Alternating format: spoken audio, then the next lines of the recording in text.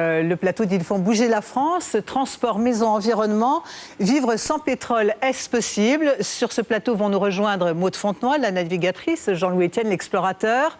Le business vert, on en parle tout de suite, c'est devenu une nouvelle filière qui peut rapporter gros, vous allez voir. Avec l'eau, le soleil, le vent, les forêts, la France possède un réservoir d'énergie inépuisable sur lequel des industriels et des agriculteurs commencent à parier. Des Français qui se lancent dans l'aventure de ces énergies renouvelables sans avoir forcément de qualification, mais avec la passion d'entreprendre. Guillaume, ancien rugbyman professionnel, et Jean-Luc, agriculteur céréalier, ont tous deux misé sur ces énergies du futur. Un pari gagnant, reportage Stéphane Sanchez. Il faut dans les jambes, Guillaume. Garde ça. Ah, vous le poussez, vous restez. Stop, stop. Diplômé de Normal Sup, agrégé de génie civil. Elle est belle. Elle est pas grosse, hein. On la sort derrière. Elle est belle, elle est derrière. Le CV de Guillaume Poisat, 38 ans, est aussi musclé que son jeu.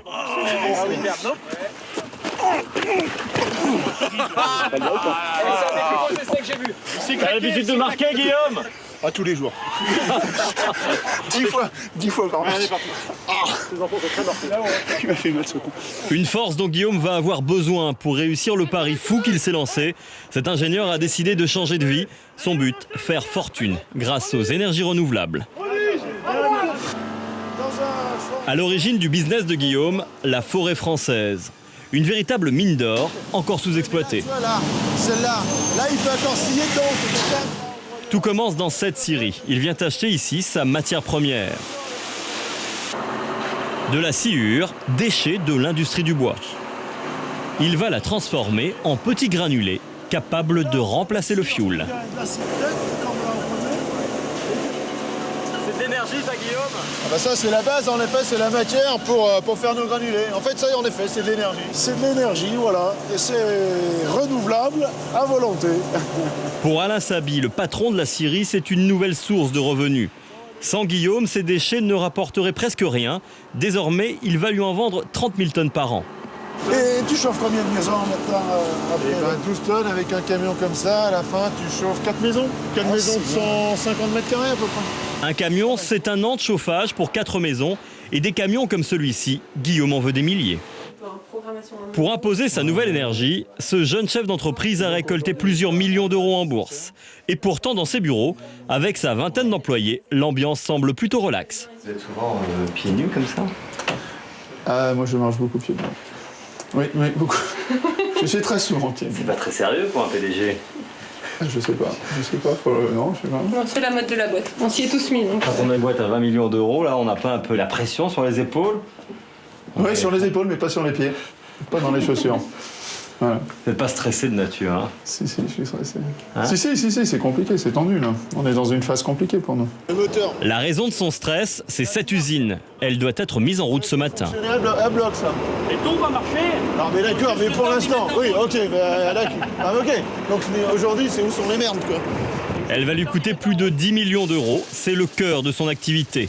L'endroit où la sciure de bois est transformée. Et ce matin, devant ses yeux, les premiers granulés sortent des machines. Pour Guillaume, la concrétisation de 4 années de combat. C'est quoi, tous les deux, de regarder ça? Ah bah c'est sûr que ça fait plaisir de voir les premiers granulés. Hein.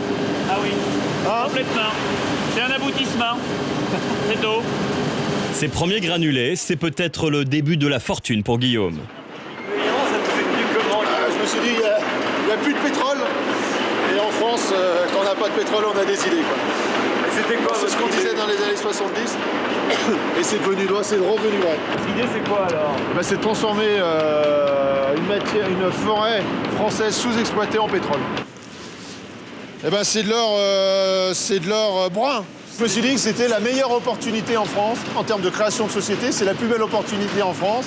Dans l'énergie renouvelable, c'était pas l'éolien, c'était pas le bioéthanol, c'était le granulé bois. C'est ce qu'il y a de mieux en France. Vous allez faire du blé grâce au bois? On va faire du blé grâce au bois. Ah voilà, on l'a dit. Ça, c'est la seule énergie renouvelable qui donne du pouvoir d'achat aux Français. 50% moins cher que le fioul, une énergie d'avenir. Encore faut-il que Guillaume trouve des clients. Pour les granulés de bois, c'est également à l'étranger que tout se joue. Plus exactement en Suède. Ici, près de 10% des habitations sont chauffées au granulé. Alors, Pour vendre sa production, Guillaume a eu l'idée d'y organiser un voyage d'études.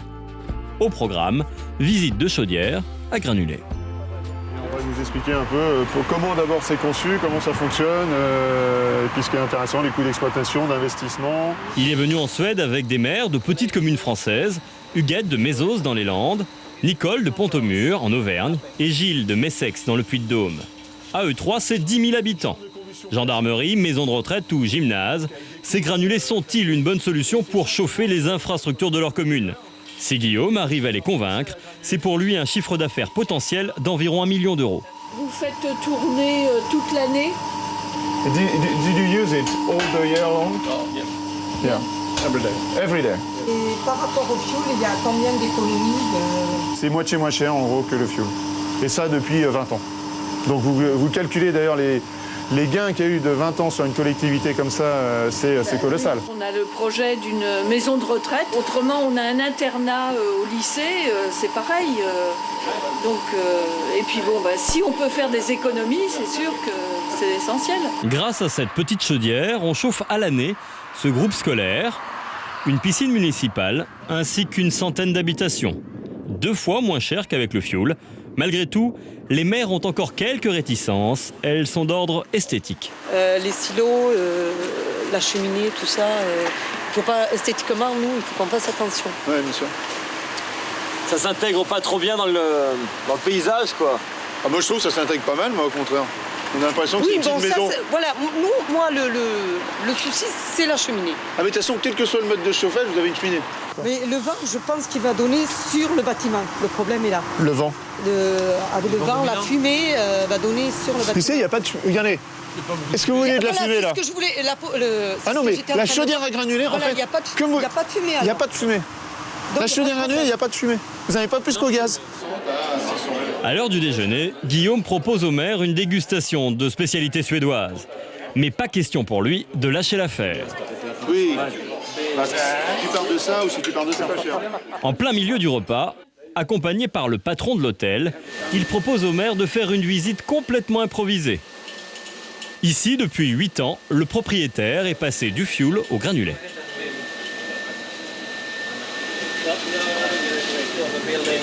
Guillaume, vous étiez venu manger ici, non? Là, on est dans les sous-sols, dans la chaufferie de l'hôtel dans lequel on a mangé. Pourquoi? Alors, on s'en rend pas bien compte, mais ça, c'est des chaudières à granulés. Donc tout l'hôtel est chauffé au granulé.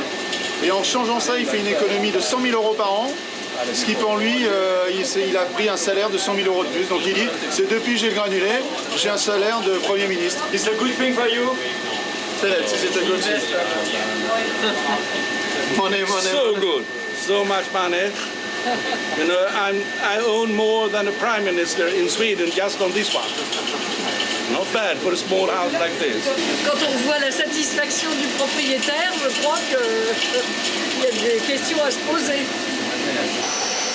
La journée marathon des maires s'achève avec la visite d'une dernière chaudière. Pour Guillaume, c'est bientôt l'heure du verdict.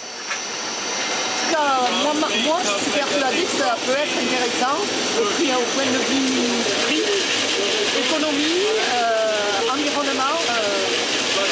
Pour moi, c'est l'avenir. Il n'y a pas de raison qu'on ne puisse pas faire la même chose avec des coûts de revient identiques. Qu'est-ce qui vous a le plus marqué dans cette journée d'études?